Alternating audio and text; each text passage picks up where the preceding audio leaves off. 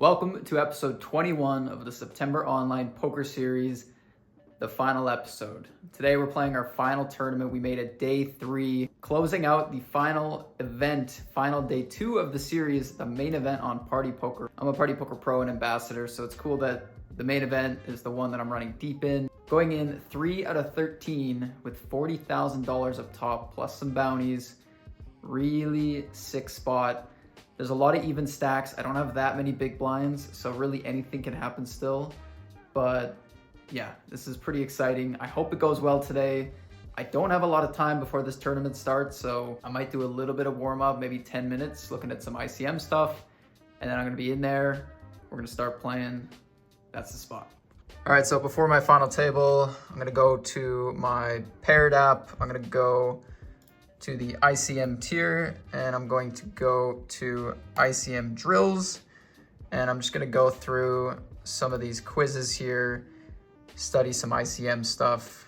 So this will either be in the money or final table stuff. 3-bet, fold, let's go. Pocket nines for 6 out of 16 in the tournament. Are we calling a 3-bet under the gun? We might still call nines. I mean, I could see us starting to fold here sometimes. Yeah, so it's actually just a pure fold. Look at that. Yeah, it didn't really feel great, this pocket pair at this stage. So that's good to see.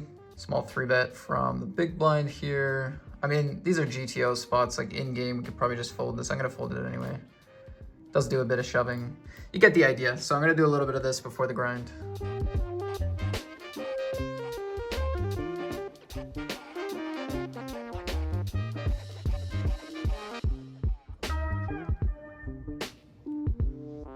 Second hand of the day, we shoved for 6 blinds, or 7 blinds they call. Blind versus blind. He's got ace 10. He was sitting there tanking with ace 10. All right, so this is the first hand of the day against an aggressive player. They raised into my big blind. We called, check, they bet small, we put in a little raise, and that was that. Momentum. Second hand of the day, blind versus blind, we shove, honestly, a monster for 7. They wake up with their own monster, and we lose. And then they move me tables. I got put on a different table, so I don't even know how this table plays. So that's gonna be pretty interesting now. All right, for the first time in this tournament, we have a mega chip leader. Victor called off somebody's bluff with 2 pair, won themselves a bounty, and now they have 87 blinds. Next biggest stack is on 50, and still a lot of stacks in the middle, so yeah. Finally have a big chip leader. Okay, we just lost another player. I mean, you guys saw that ICM spot we looked at before the final table with the 9-9 facing a 3-bet from middle position. And we see that here. Under the gun gets 3-bet off 68 million. Just shoves versus the 3-bet with pocket nines and runs into aces and is out. I mean, they might have had a read on this player. They might have, known it was profitable. They wanted to gamble, whatever. But if we think back to that simulation we had against a middle position 3-bet, which might have more like linear hands, like broadways and everything else. Whereas the button 3-bet might be even more strong. I mean, I know this player likes to get active too, so I'm not saying it's bad, but it's interesting we see pocket nines go for the jam after kind of looking at that ICM study spot where it was like almost a pure fold. And not like the same spot, but kind of similar. So anyway, we're down to 10 now, so we're hand for hand play. FT bubble. All right, we just saw this player double up king queen against ace king. So now there's 26, 20, 20, 25, and then my 20.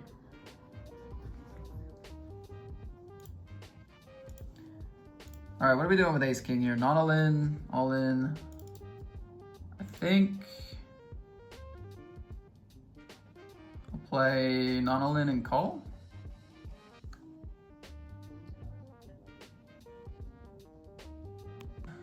Probably gonna be a raise. Oh, it's a limp. Check.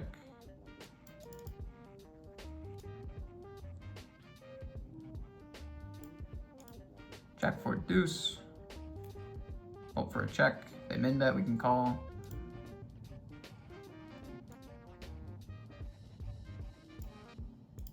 Turn is the queen of clubs. I think if they check, we go B60 and like mid barrel. Okay, let's keep calling.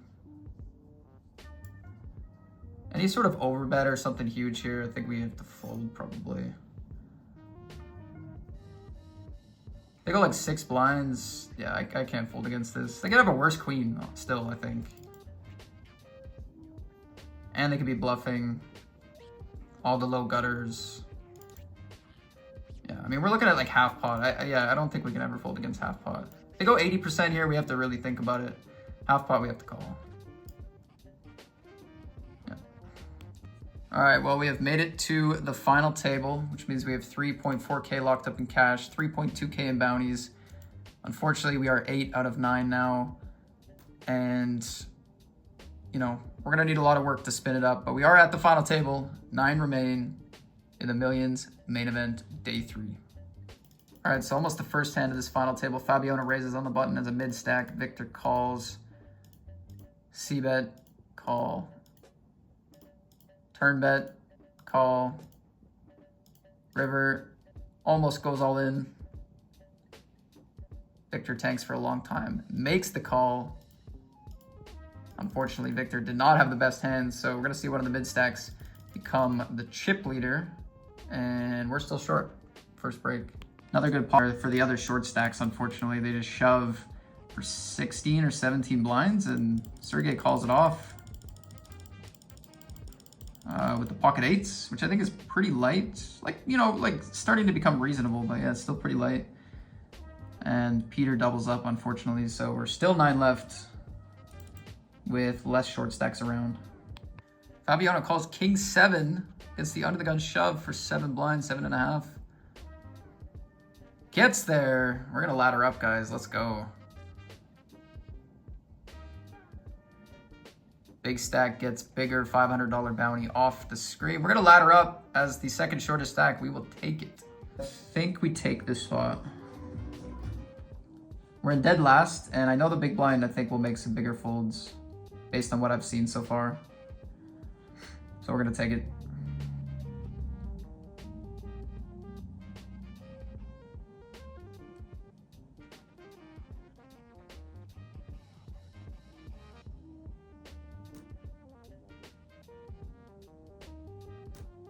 Don't find the call after what I've said.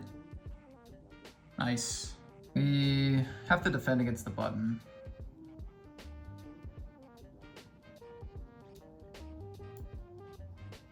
We love the flop. Hope they bet.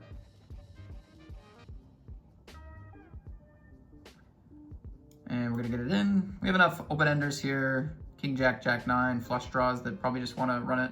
It's a good spot, guys. No. No! Gonna shove here for 13.5.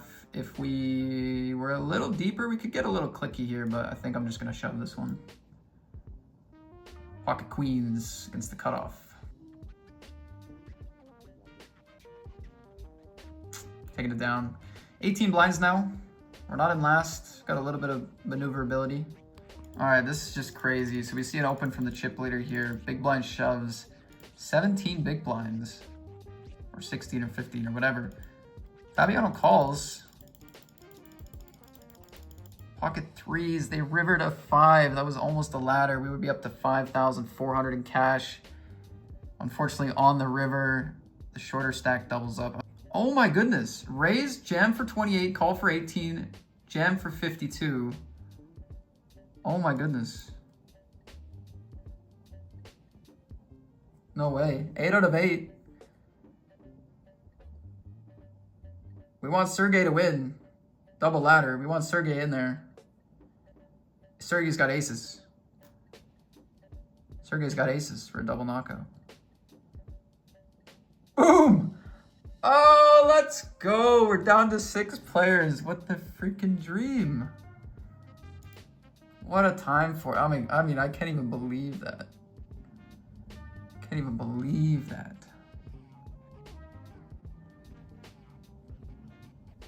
Wow. Wow. Wow. 6,857 locked up, 3,231 in bounties. God, how good would a double up be here? How good would a double up be?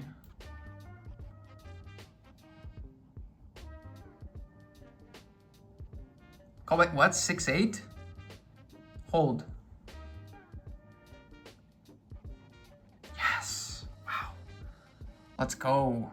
Let's go. Chip leader going for a small 3-bet. We just can't give it too much respect. And it's a spot where we probably wanted to be all in anyway against Victor. But it's a spicy hand. We know that. It is a spicy spot at the very least. 6 out of 6. Good luck.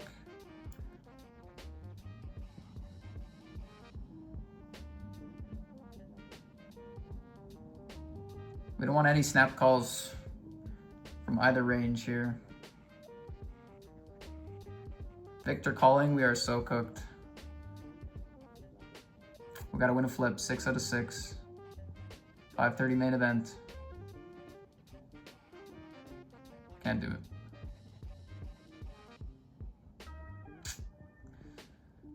That's the end. 6,857 in cash and $3,231.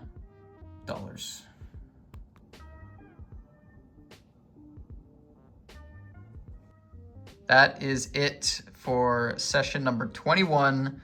$0 in buy-ins, 10,088 in cashes. 0 tournaments played because we already clocked this in for our last day. 0 day 2s because we got nothing left. And luck meter, I put it at a 5. I mean, I showed up 3rd in chips. Lost blind versus blind all in. Didn't get too many spots, no tricky spots. You know, we didn't run bad necessarily, but we didn't run hot. And you know, we got lucky to get that double ladder at the final table as the short stack. So I think we could consider that quite lucky, but I thought it was pretty average and we finished pretty average. So, and that is gonna leave our series after 21 days of grinding tournaments, $89,000 in buy-ins. We're gonna lose $613. So dang close. So dang close. One more bounty or one more ladder, and we could have called this a profitable month purely on plus minus. So today was awesome. I think it's gonna be a lot. It's gonna be a lot easier to deal with the fact that this month wasn't awesome, because at least it wasn't terrible. Played every day this month and we only lost a little bit of money. If you factor in rake back, content, other stuff like that, it was a profitable month. If you look at rake back, which is part of online poker, like the results are just the plus minus of straight tournaments, buy-ins and cashes with the rewards, rake back, all that kind of stuff. It was a profitable month in poker. So that's fine. And you know, we got a lot of great content out of this. I think 21 straight vlogs, a lot of learning moments. Honestly, not as many deep runs as I would have liked. All in all, it's a win for me. I just, you know, year over year playing tournament poker, like I'm trying so hard to break through and make deep runs in high stakes tournaments and have a good series, win big.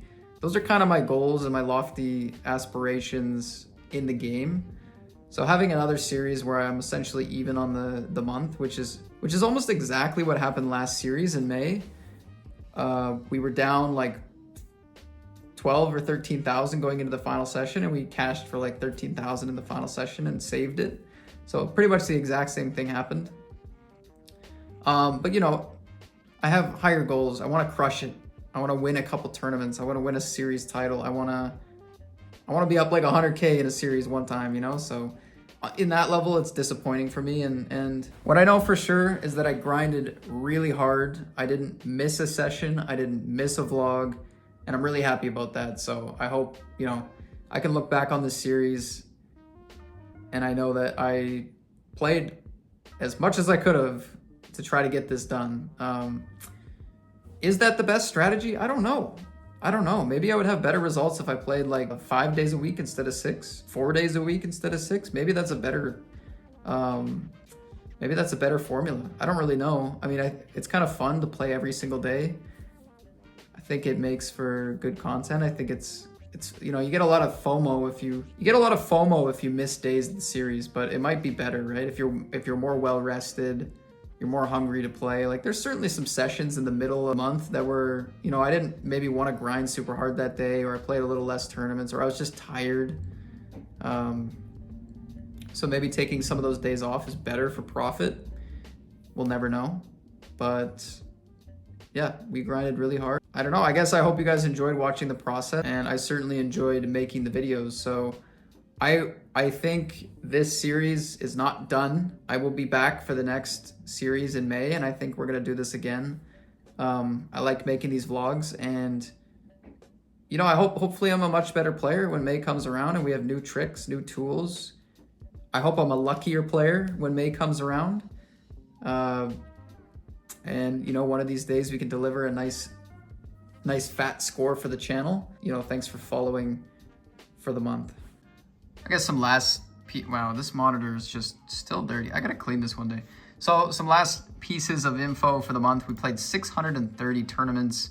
We made 16 day twos, and the average arbitrary luck meter of what I kind of thought I ran like, just based on my own feelings, the average was 4.98. I mean, this is obviously kind of nonsense, but if you think about it this way, right? If 5 is dead middle of the scale, and you could consider that the most average we could have done was $0 in plus minus, 4.98 just below average luck, just below even profit.